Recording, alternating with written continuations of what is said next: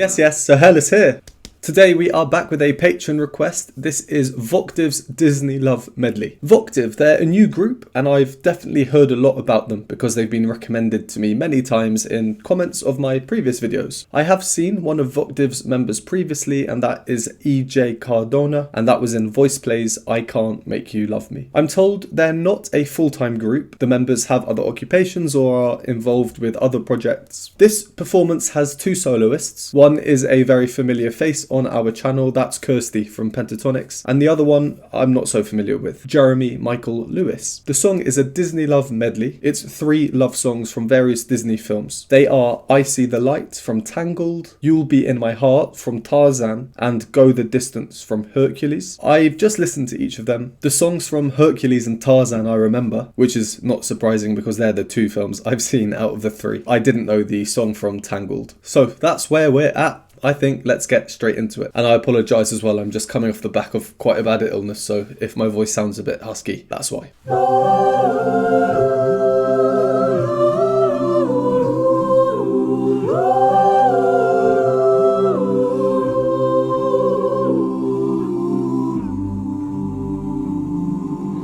All those days watching from the windows, all those years outside looking in, all that time never even knowing just how blind I've been.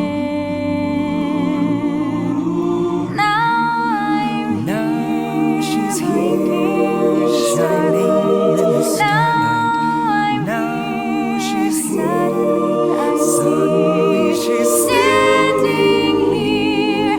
It's all so clear. I'm where I'm meant to be, and at last I see the light. And it's like the fog has lifted, And at last I see the light.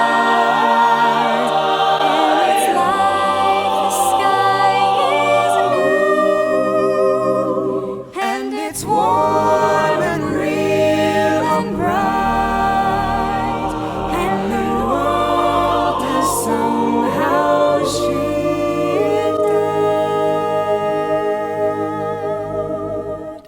All at once, everything is different now that I see you.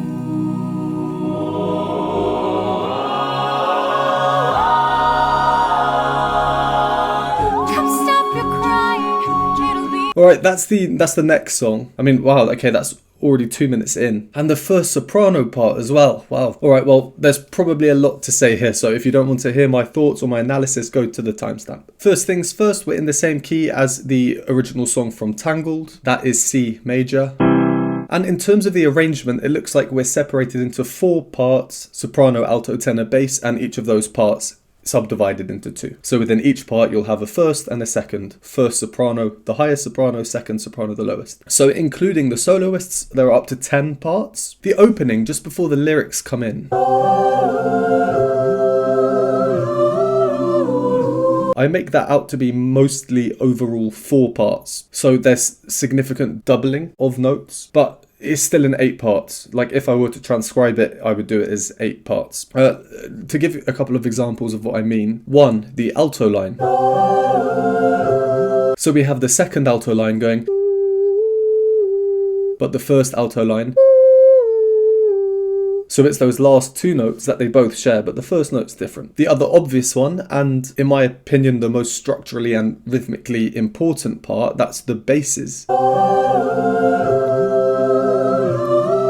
Slightly more interesting because of how they are intrinsically, but I think we've got the second bass going just like that, very simple, and the first bass, and obviously that C is the root note. So that's the note they share, the same first note, the root, and it's accented on the strong beats to exaggerate the dum. I mean, it's a very nice fluid arrangement. There are so many individual parts that just work so well together. Such a good blend, and every listen there's a new part that sticks out. For me though, it's still the alto part that sticks out. So my initial thoughts of this arrangement just from this intro, the soprano is the easiest part to hear, naturally, that's the obvious and highest part. The altos and tenors, they're the filler parts. They're really there to enrich the harmony. And the basses, they're the rhythmic driving force and the harmonic foundation. They're accenting the strong beats and outlining the fifth. Notes 1 and 5 of C major. So then before Kirsty enters with a melody, we get a cadence, a 5-1 cadence. Which just means if we're in C, C is number 1, so then number 5 would be 5 notes up, G. So the chord G, 5 goes to 1, C. This is the perfect opportunity for something called a dominant 7th. If you've seen my previous videos, you would have heard me mention this. Chord 5, G in this case, is called the dominant. Dominant 7th means you just add in the 7th note.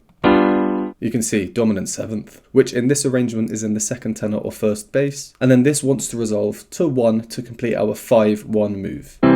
This is also another perfect opportunity for something, you would have heard me mention it before, called a suspension, which basically means you hold on a dissonant note for a bit too long, suspending it, causing tension, and then resolving it. Let me quickly hop to the piano to show you this. So we're hearing 5-1, and this is the suspension, which resolves there, and we also have the 7th note in the 1 chord, which is here. So when we put them all together,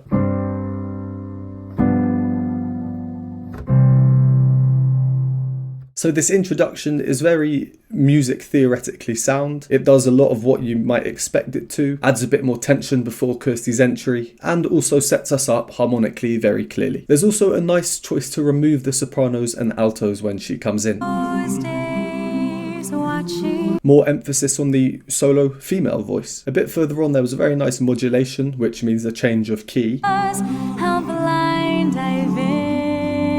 There, I think we're getting another dominant 7th, just like we saw before. This time, the chord 5, the dominant, is D, which we hear in the bass. And then you add in the 7th note, and then I expect us to resolve to 1, down 5, which we do get. And then, like before, we again hear the 7th added in, very clearly. And then I'm thinking, okay, so it's another dominant 7th and we go back to C, the root. But we immediately move away. We hear some notes that aren't in this key. They're not in the scale, which indicates a key change.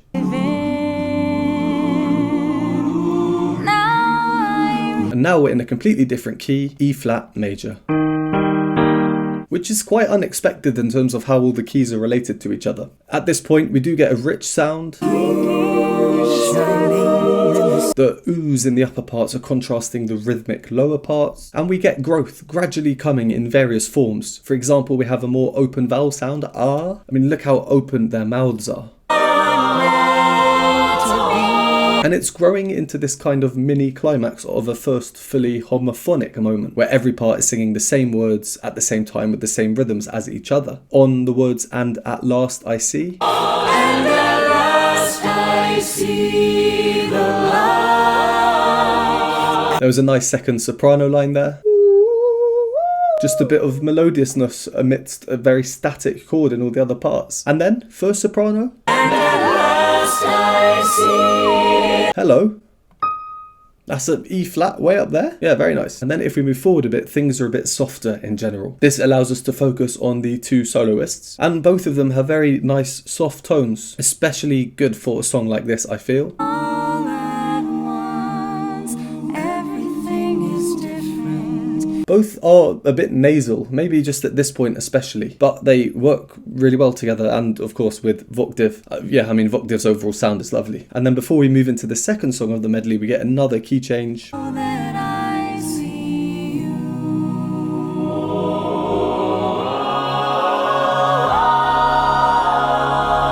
Really exaggerated now by moving from softer to louder, growing into the next song. Right, let's carry on. This is the Tarzan song now. Come stop your crying, it'll be alright. Just take my hand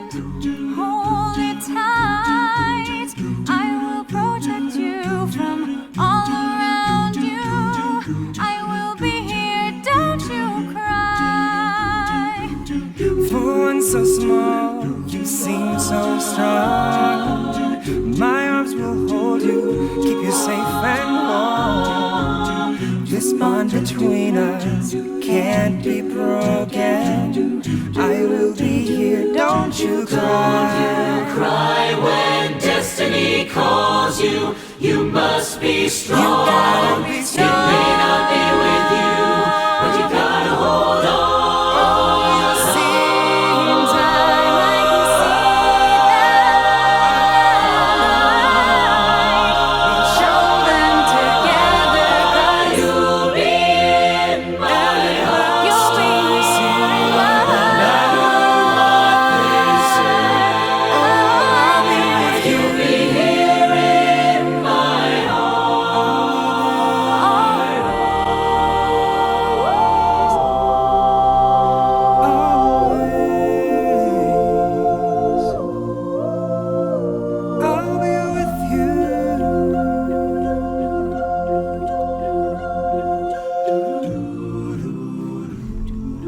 Right, I think, yeah, that's Go the Distance now from Hercules. We've got the melody, the same phrasing. That phrasing, it's also similar to the Tangled song, I See the Light.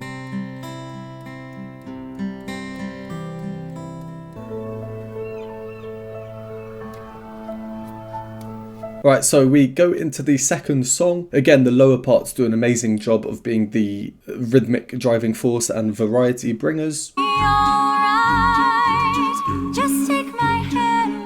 There's no beat in this performance, no beatbox or anything, so they're the next best thing with their syncopation. And like before, Kirsti's melody comes in and we have no sopranos or altos, so a more obvious lone female voice. And then to kind of counter this, we get really obvious female entries as the male solo enters. For one so small. Very exaggerated doo. And I really like these doo parts. Also the harmony, we get some nice subtle dissonances, nothing over the top, just the right level.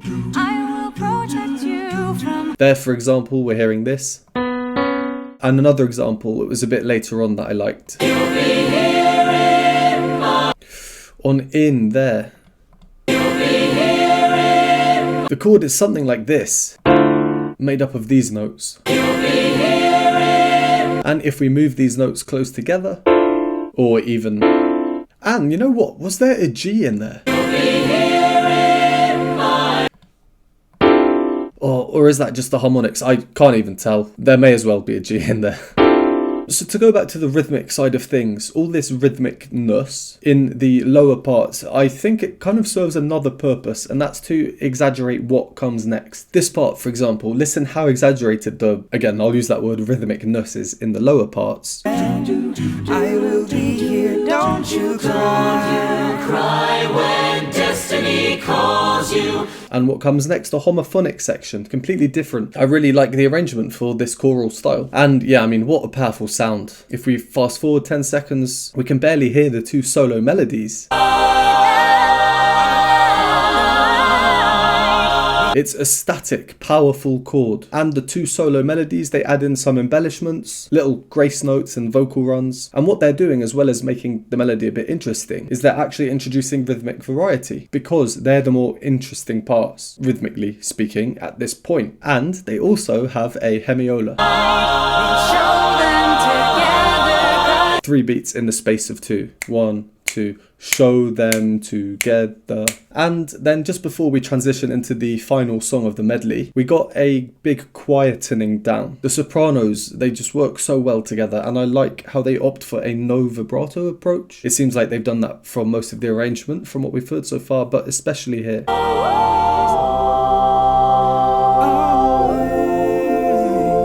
No, it's quiet, it's pure sounding. The sopranos, they're the highest part, so they're most noticeable, and sometimes sopranos can have really intense vibrato, and I don't think that is suited for this style of singing. But here, these two, with this straight tone singing, harmonizing in thirds, yeah, it's great. It's like having your own little instruments. Alright, let's carry on now with Go the Distance from Hercules.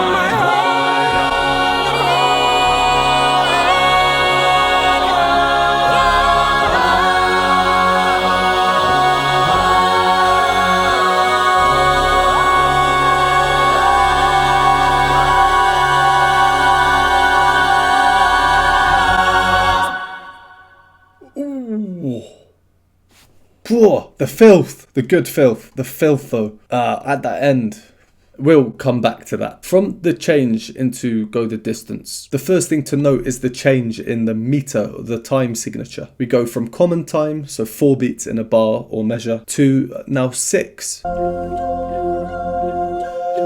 1, 2, 3, 4, 5, 6. And that allows for these smooth runs in those extra 2 beats at the end of the bar. The 2 soloists, Kirstin and Jeremy, they're laughing and shaking their heads here. Is that because of her? In a good way, kind of like, that's amazing. She's just belting out this top C. For context, that note is the same note as the top note in the very infamous quartet Allegri's Miserere mei Deus.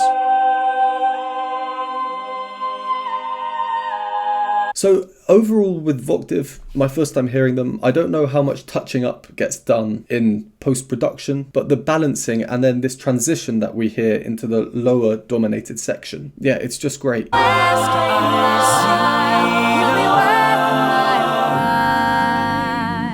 And the bass line really sticking out.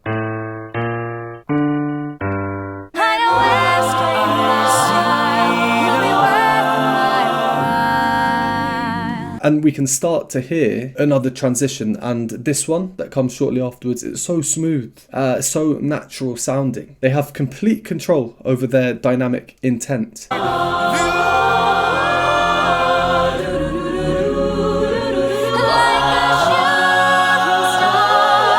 Yeah, and I don't have too much more to say really, but the last segment, maybe 20-30 seconds or so, let's just listen to it again, and then I'll just point out a couple of things. And my heroes well And I know that you will be in my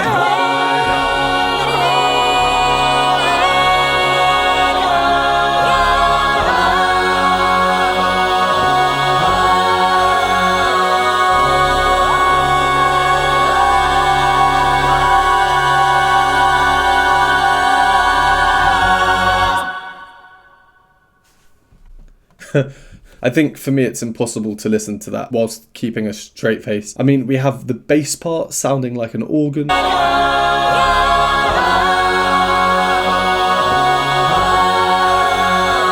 This is a wall of sound. I've seen that term used before quite a lot. So good. And yeah, that chord, that filthy, good filthy chord.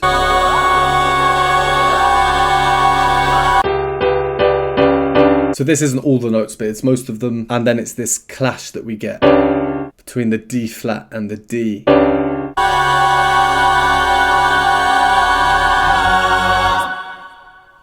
Well, that's Voctave. For 8 singers, that sound there is, yeah, massive, massive, massive. Again, I don't know how much editing or post-production is done. I imagine some because of the sound. But overall, yeah, all clearly great singers. I love their control over everything, the type of voice they're using, straight tone versus vibrato. And one of the main things I noticed is just dynamic control. It's something that can be easily overlooked, but it contributes so much to the sound. The blend, so good. The arrangement as well. I really, really like the arrangement. Yeah, a lot of you said that I would like Voctave, and based on that, right, well, let's leave that there. Thank you again for this request, and thanks as always to everyone for watching. Would appreciate a like and subscribe. If you enjoy my content, want to support me, join the community and vote on future polls, you can do so by joining the Patreon or YouTube memberships linked below, and I will see you next time.